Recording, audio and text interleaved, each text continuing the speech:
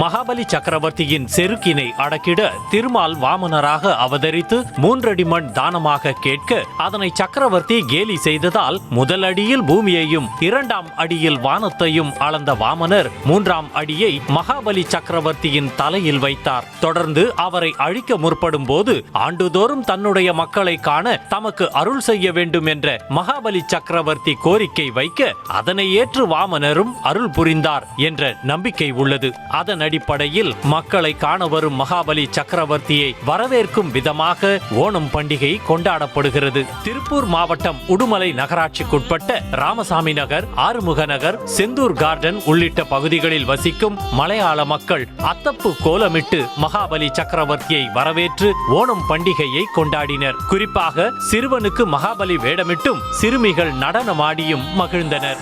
தமிழக கேரள எல்லையான கன்னியாகுமரி மாவட்டம் குழித்துறையில் பிரதர்ஸ் கிளப் சார்பில் செண்டை மேள இசை, 2000 பேருக்கு சத்யா விருந்து என ஓணம் பண்டிகை கோலாகலமாக கொண்டாடப்பட்டது. குறிப்பாக மகாபலி சக்கரவர்த்தி வேடம் அணிந்தவர் வீடு வீடாக சென்று மக்களுக்கு ஆசி வழங்கினார்.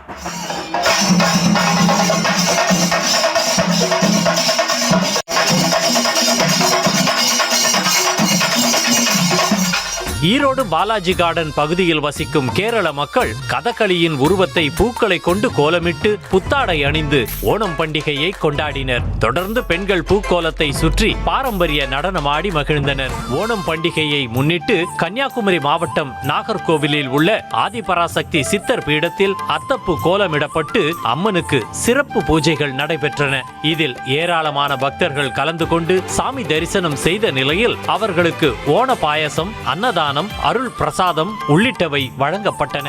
கோவை சித்தாபுதூர் ஐயப்பன் கோவிலில் ஓணம் பண்டிகையை முன்னிட்டு அதிகாலை முதலே சிறப்பு பூஜைகள் நடைபெற்ற நிலையில் ஏராளமான மக்கள் சாமி தரிசனம் செய்தனர். ஓணம் பண்டிகையை முன்னிட்டு கோவில் முழுவதும் மலர்களால் அலங்கரிக்கப்பட்ட நிலையில் திருமணங்களும் நடைபெற்றன.